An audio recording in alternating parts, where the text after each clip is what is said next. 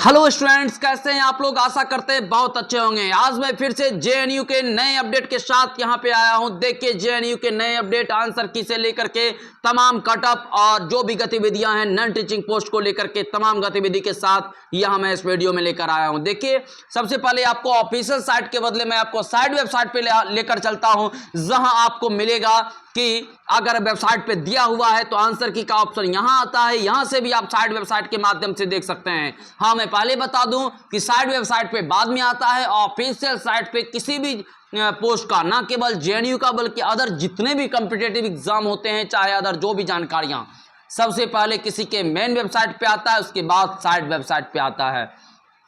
तो इस side website के आंसर की कॉलम पर हम लोग चलेंगे और आंसर की कॉलम पे जैसे ही चलेंगे तो आंसर की के कॉलम पर जाने के बाद यहां पर आप देख पाइएगा कि यहां आंसर की में क्या क्या दिया है और क्या नहीं दिया है। तो यहां देखिए आंसर की के कॉलम में आपको जो देखने को मिल रहा है वो IIT JEE एडवांस 2023 का आंसर की मिल रहा है। एनटीए संबंधी नीट का मिल रहा है। एनटीए संबंधी आपको अन्य जानकारी जो है जमीन फेज 2 का एनटीए का मिल रहा है। यानी एनटीए का ये सभी जानकारी तो मिल रहा है, लेकिन जेएनयू एनटीए की जानकारी, नॉन टीचिंग पोस्ट यानी एनटीए की जानकारी आपको नहीं मिल रही है। एनटीए में एनटीए के द्वारा जो एग्जाम लिया गया था जेएनयू के आंसर की आपको इस वेबसाइट पे नहीं मिल करके हम लोग चलते हैं इसके मुख्य वेबसाइट पे, जो आपका है क्या, तो जेएनयू का। यहाँ पर चलते हैं जेएनयू के मुख्य वेबसाइट पर, जो इसका मुख्य वेबसाइट है। जैसे ही उस मुख्य वेबसाइट पे हम लोग चलेंगे jnu.ac.in पर, मुख्य वेबसाइट पर चलने के बाद यहाँ आपको देखने को मिलेगा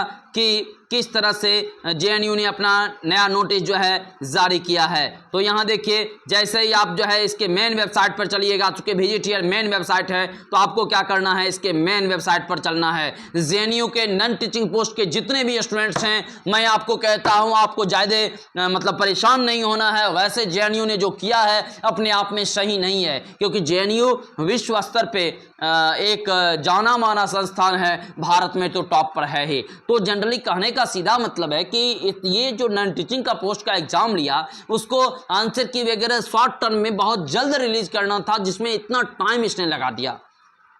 जिसको मतलब फरवरी में फॉर्म निकलता है, मार्च तक फॉर्म भरा जाता है, अप्रैल में फर्स्ट स्टेज होते हैं, मई में इसके बाद स्टेज होते हैं, यानी एक के बाद एक लगातार एग्जाम होता रहा, लेकिन आंसर की का स्टूडेंट्स इंतजार करता रह गया। जहां पर एसएससी, रेलवे और अन्य जितने भी गतिविधि हैं सभी क्या करता है, अपना जल्दी से जल्दी जो है आंसर की रिलीज कर देता है। वहीं पर जेएनयू ने अपने आंसर की को रिलीज करने में काफी वक्त लगा दिए। स्टूडेंट्स अभी परेशान हो गया और परेशानी के साथ यहाँ तक स्टूडेंट्स पहुंचा है। अब देखिए स्टूडेंट जो है लगातार जेएनयू को मेल कर रहा है, वहां से मैसेज पूछ रहे हैं कि आखिरकार आंसर की कब देंगे, अपना रिस्पांस शीट जो है कैसे डाउनलोड कर पाएंगे। इस तरह की तमाम गतिविधि आपको देखने को तो मिलता है, लेकिन स्टूडेंट जो है परेशान हो उठता है।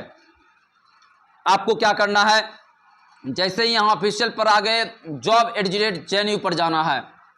जैसे job@JNU पर जाइएगा, जाने के बाद आपको जो है जितने भी गतिविधि हैं, यानी दो तरह से स्टूडेंट परेशान हो रहे हैं।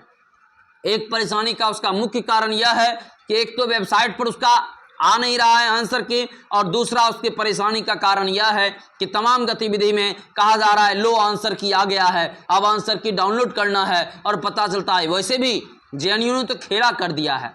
जेएनयू नॉन टीचिंग वाले क्या खेला किए हैं वो देखिए। कटअप को लेकर स्टूडेंट परेशान ना हो, पहले आंसर की को मिलावें। अगर आपका 60% है, 55 है, फिर भी परेशान ना हो। किसका कब रिजल्ट होगा कुछ कह नहीं सकते। नंबर ऑफ स्टूडेंट्स बहुत कम थे। बहुत सारे यूट्यूबर, बहुत सारे ऑनलाइन वेबसाइट पर आपको दिखेंगे, अरे तूने 90 लाया तब मैं तो 100% किया हूं। अरे तू 100 नहीं 102% कर लेना, ठीक है। करने के लिए इतने % कर लिए, भेरी जैसे बच्चे थे। मैं भी वहाँ प्रेजेंट था डिफरेंट सेंटर पे।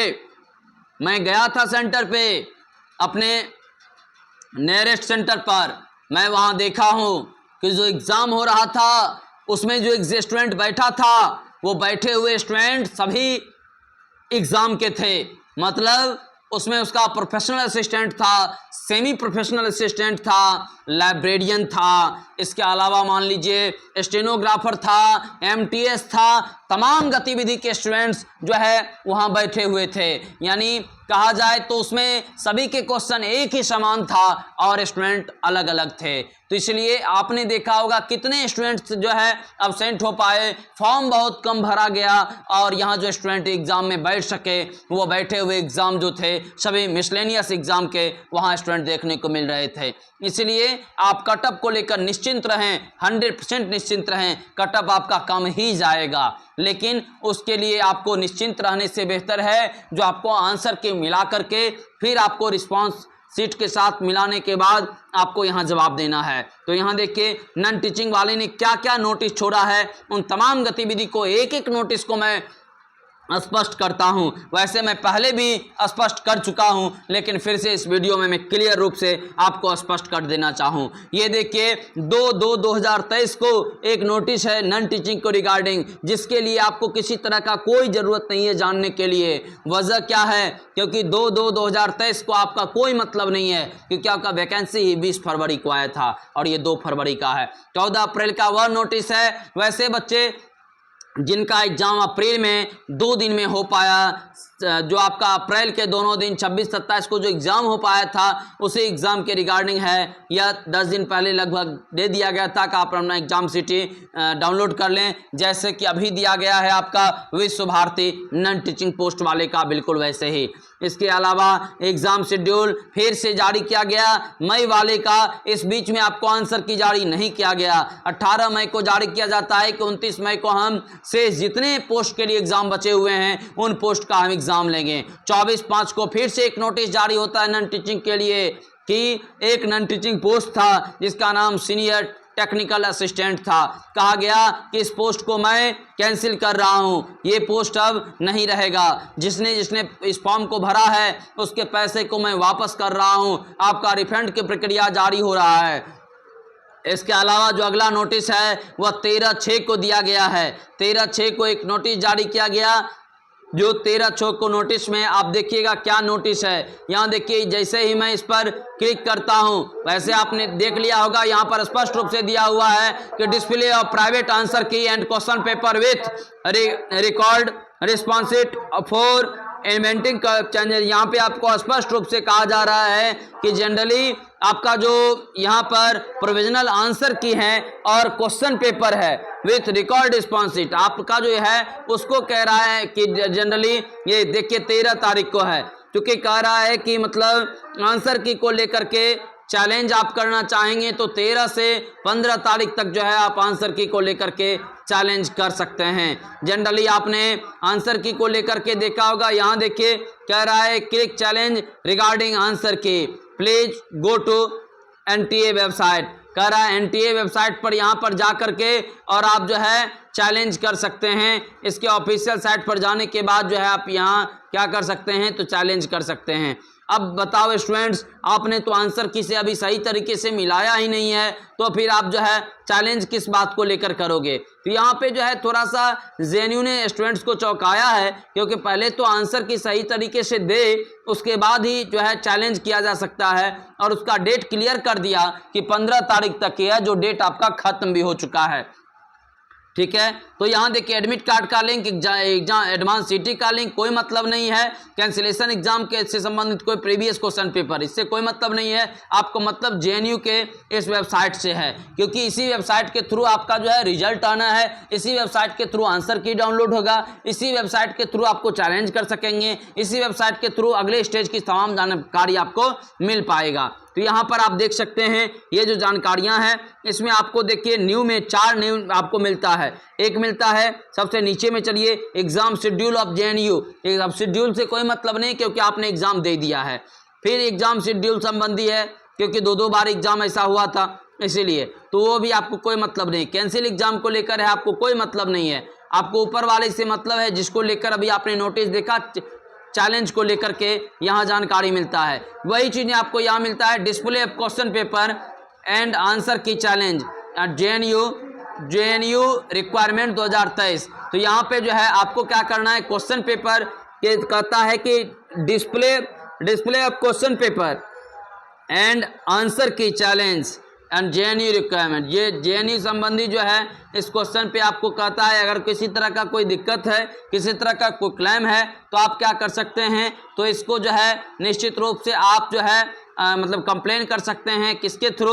एप्लीकेशन नंबर और डेट ऑफ बर्थ के थ्रू, या एप्लीकेशन नंबर या पासवर्ड के थ्रू। तो इसके थ्रू जो भी बच्चा करेगा, वैसे तो ये होगा ही नहीं, लेकिन फिर भी एप्लीकेशन नंबर और डेट ऑफ बर्थ के थ्रू ही मैक्सिमम स्टूडेंट्स करता है, क्योंकि और एप्लीकेशन नंबर अगर JNU का कोई बच्चा भूल गए हो तो अपना मैसेज में जा करके कर सकते हैं, वहाँ से भी हो जाएगा। और यहाँ पर भी आपको फादर्स नेम आदि दे करके आपको एप्लीकेशन नंबर मिल जाएगा। आपको मैसेज में लिखा होगा एप्लीकेशन नंबर, इसके अलावा आपको मेल में भी एप्लीकेशन नंबर लिखा होगा। जैसे ही आप एप्लीकेशन नंबर डालिएगा आपको जो है एप्लीकेशन आ जाएगा। यहाँ पे आपको application number, date of birth डालना है और इसके अलावा कैप्चा कोड डालना है। लेकिन जनरली आपको ये डाउनलोड होगा नहीं, क्योंकि ये लॉगिन द एप्लीकेशन नंबर और डेट ऑफ बर्थ जो आपको दिख रहा है यहाँ पर, ये जनरली आपको चैलेंज को लेकर है, क्योंकि इससे आपको क्या होगा, इससे आप लॉगिन अपने आप में हो तो जाइएगा, लेकिन ये जो आपका होगा वो चैलेंज को लेकर होगा।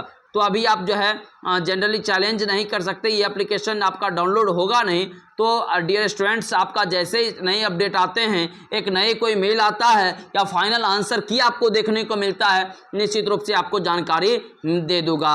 MTS से संबंधित हो, जूनियर असिस्टेंट से संबंधित हो, सेमी प्रोफेशनल हो, प्रोफेशनल हो, नर्सिंग हो, स्टेनोग्राफर हो, जो भी गतिविधि है आपको इस गतिविधि की जानकारी इस अपने वेबसाइट पर निश्चित रूप से मैं अपने इस YouTube चैनल पर निश्चित रूप से मैं दूंगा। आपने हमारे वीडियो को देखा, इसके लिए बहुत बहुत धन्यवाद। फिर मिलेंगे एक नेक्स्ट वीडियो में एक नेक्स्ट टॉपिक के साथ। धन्यवाद।